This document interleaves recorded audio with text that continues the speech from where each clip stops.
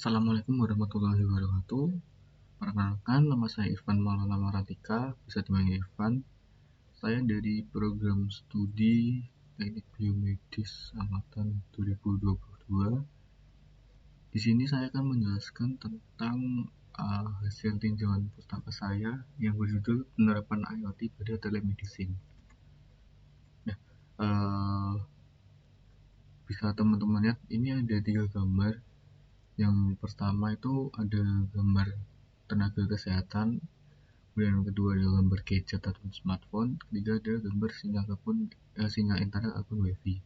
Nah, teman-teman tahu nggak sih maksud dari 3 gambar ini apa? Terus ada tanda plus di situ. Mungkin bisa ditebak, kayak misal ini suatu tools atau aplikasi apa gitu. Ini saling terhubung, jadi ketiga gambar ini jadikan satu, ini akan menjadi sesuatu. Oke, jadi maksud dari 3 gambar menjadi satu itu ada gadget, terus sinyal internet ataupun wifi, sama tenaga kesehatan itu adalah maksudnya telemedicine. Nah, kayak apa ya, istilah sederhananya lah, telemedicine itu kayak gitu. Jadi ada penghubungan internet, gadget, dan tenaga kesehatan. Nah, mungkin akan saya jelaskan lebih lanjut telemedicine itu apa.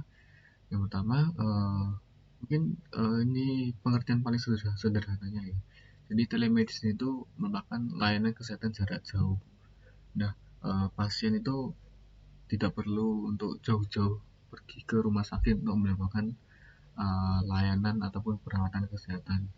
Jadi pasien tuh cukup untuk di rumah saja itu bisa mendapatkan perawatan.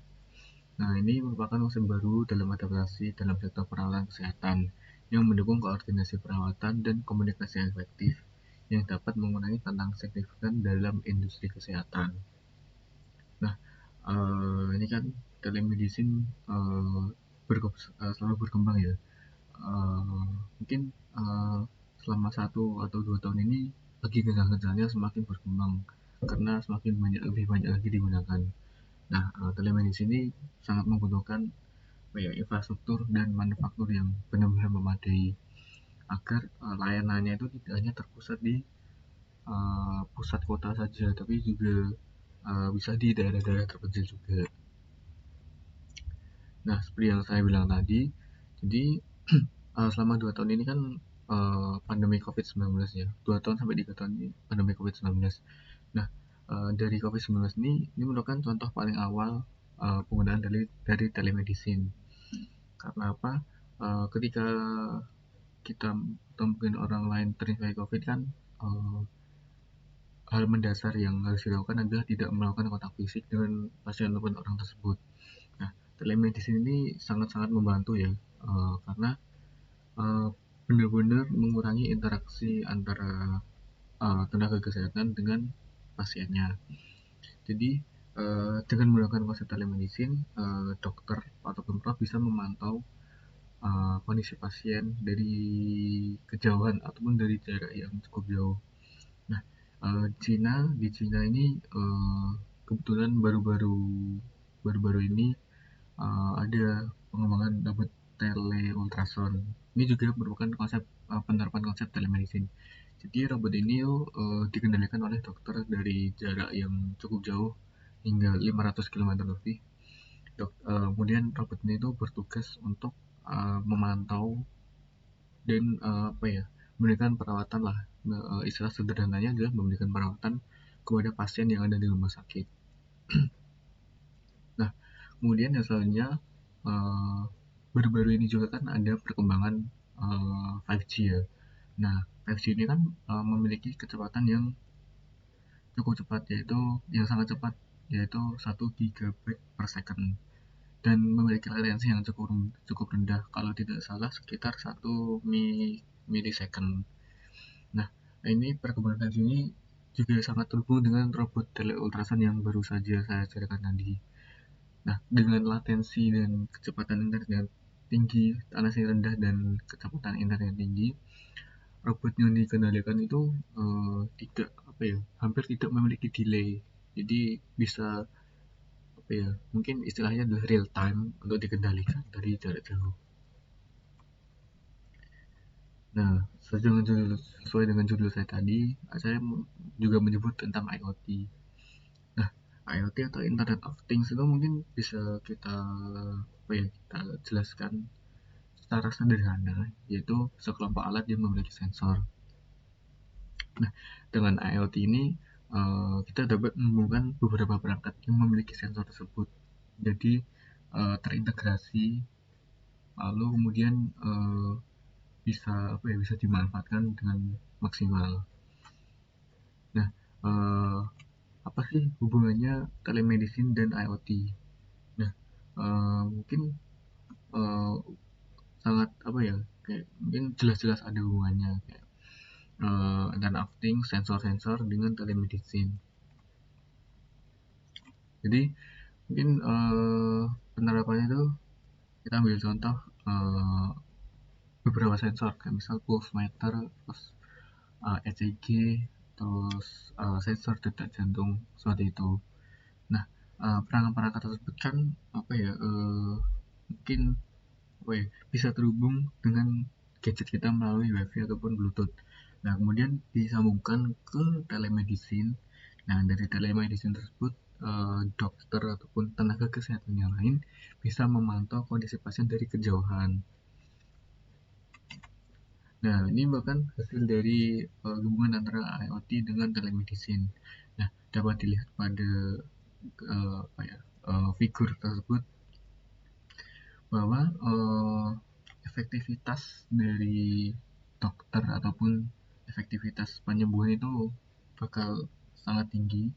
Karena apa? Karena yang pertama, pasien itu tidak perlu jauh-jauh pergi ke rumah sakit untuk melakukan perawatan. Jadi paling tidak pasien itu bisa mencegah terlebih dahulu daripada mengobati. Jadi paling tidak bisa mengurangi risiko kematian juga, seperti yang dilihat pada gambar tersebut. Risiko kematian bakal semakin kecil jika efektivitas semakin tinggi. Nah, tentu kalau misal efektivitas yang tinggi itu pasti butuh teknologi yang advance ya, yang benar-benar maju. Karena ya semakin maju teknologi bakal semakin bagus lah buat efektivitas suatu pekerjaan. Jadi sudah jelas bahwa pasti biaya yang dibutuhkan tuh tidak kecil buat pengembangan ataupun maintenance dari telemedicine plus IoT tadi. Nah kan mungkin ini juga hubungan dengan efektivitas, jadi ya seperti yang saya ceritakan baru saja, uh, pasien tidak perlu jauh-jauh ke rumah sakit, jadi waktu yang mungkin terbuang ketika perjalanan itu bisa digunakan untuk istirahat agar risiko penyakit yang dialami tidak semakin besar. Nah ini mungkin contoh IoT plus telemedicine ya yang sudah sempat saya ceritakan tadi. Jadi ini ada 3 sensor, yaitu ultrasound, ECG, dan pulse meter. Nah ketiga alat itu bisa kita hubungkan dengan WiFi ataupun dengan Bluetooth, kemudian terkoneksi dengan perangkat gadget kita yang ada di rumah. Nah kita sebagai user ataupun pasien tuh kita hanya perlu di rumah lah. Yang penting itu kita memiliki internet yang memadai dan fasilitas seperti handphone ataupun komputer yang memadai juga. Nah kemudian gadget kita ataupun perangkat kita terhubung dengan cloud. Kemudian dari cloud tersebut terhubung dengan database ataupun dari suatu rumah sakit. Nah kemudian pasti ya setiap inovasi ataupun kemajuan ataupun teknologi pasti ada tantangannya. Nah yang pertama tuh ya sudah jelas biaya ya, kan namanya juga perkembangan teknologi, terus membutuhkan SDM yang tinggi juga, membutuhkan mungkin perangkat ataupun bahan-bahan yang berkualitas. Jadi ya biaya yang dibutuhkan untuk pengembangan ataupun maintenance pasti besar. Kemudian yang kedua adalah dukungan pemerintah. Nah tanpa dukungan pemerintah, telemedicine plus IoT itu mungkin nggak bakal efektif, nggak bakal berkembang, dan mungkin kalau sudah berkembang bakal cuma ada di kota-kota besar.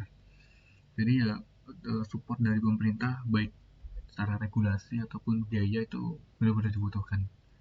Kemudian yang ketiga yaitu ada infrastruktur. Nah, infrastruktur di sini yaitu mungkin kayak tersedianya layanan internet tidak cuma di kota-kota besar, tapi kayak mungkin di daerah-daerah terpencil yang mungkin agak jauh, yang mungkin agak susah untuk diakses secara langsung. Itu memang ya cukup besar sih tantangannya untuk menyediakan layanan internet. Oke, setelah mendengar penjelasan saya, mungkin bisa diambil apa ya, satu satu ataupun dua kesimpulan lah. Jadi kesimpulan yang didapatkan yaitu penerapan Internet of Things atau IoT pada telemedicine tentu dapat meningkatkan efektivitas pada layanan kesehatan. Nah, kemajuan layanan kesehatan ini dapat menurunkan risiko kematian pasien. Nah, dengan telemedicine ini, terutama pada COVID ini, pada masa pandemi COVID, kita dapat dengan cepat mengatasi ataupun mengendalikan situasi COVID ini. Nah, mungkin tadi kayak telemedicine mungkin cuma bayangannya kayak merawat pasien, memantau pasien. Sebenarnya nggak cuma itu ya. Telemedicine ini juga bisa untuk apa ya, kita bisa menyebarkan informasi kesehatan, terus bisa memberikan vaksin, terus pemberian obat juga dan lain-lain. Nah, telemedicine ini mungkin bayangan dari teman-teman aplikasi ya. Ya memang untuk sekarang kebanyakan adalah aplikasi ataupun berbasis web.